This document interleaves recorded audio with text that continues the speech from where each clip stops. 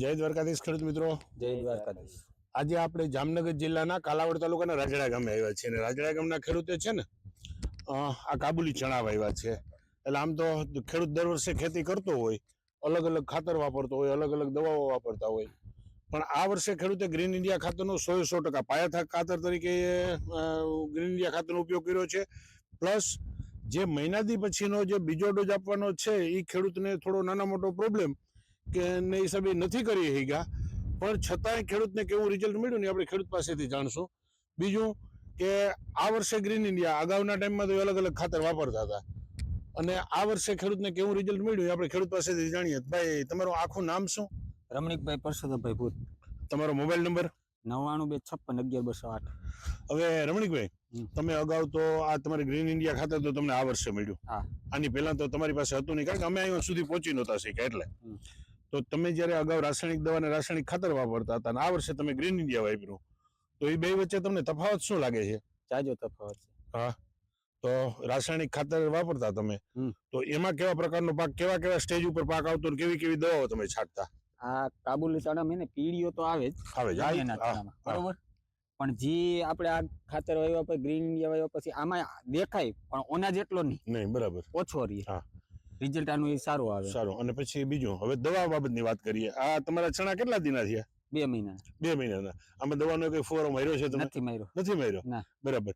હવે મેં તમને જે શીખડાવ્યું કે આ દ્રાવણ બધું બનાવજો ને આ રીતે કરજો, ને એ તમે કર્યું નથી કર્યું? હજી નથી કર્યું. એ તમારે કરવું જોઈએ.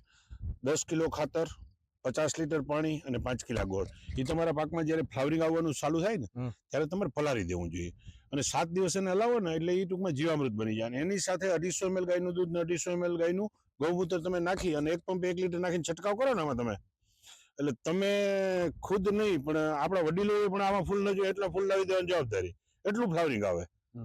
બરાબર. હવે બીજું, આ 2 મહિનાના ચણા છે ને તમે દવા નથી છાંટી, તો તમે જયારે અગાઉ રાસાયણિક દવા રાસાયણિક ખાતર વાપરતા હતા ત્યારે 2 મહિનાના ચણા થાય તો કેટલી વખત દવા છાંટતા? 4 થી 5 રાઉન્ડ.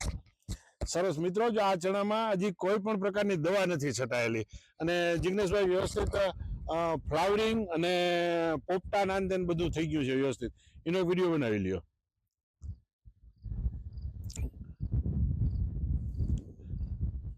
મિત્રો, 2 મહિનાના ચણાની અંદર રાસાયણિક દવાનો પંપ નથી માર્યો. આનાથી બીજી મોટી વાત હોય કઈ?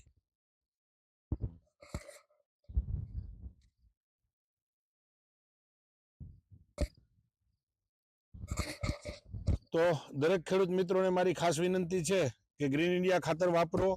રાસાયણિક ખાતર અને રાસાયણિક દવા કરતા તમને સારું રિઝલ્ટ મળશે, તમારી જમીન સુધરશે, અને જે ઉપજ આવે છે, દાખલા તરીકે હું તમને એક્ઝામ્પલ પૂરતી વાત કરું કે તમે બીજા ખેતરમાં આ જ પ્રકારનો પાક હોય, એની રાસાયણિક દવા અને રાસાયણિક ખાતર વાપર્યું હોય, એને જેટલી ઉપજ આવે ને એના કરતા વીઘે મણ 1 વધારે તમારે થશે.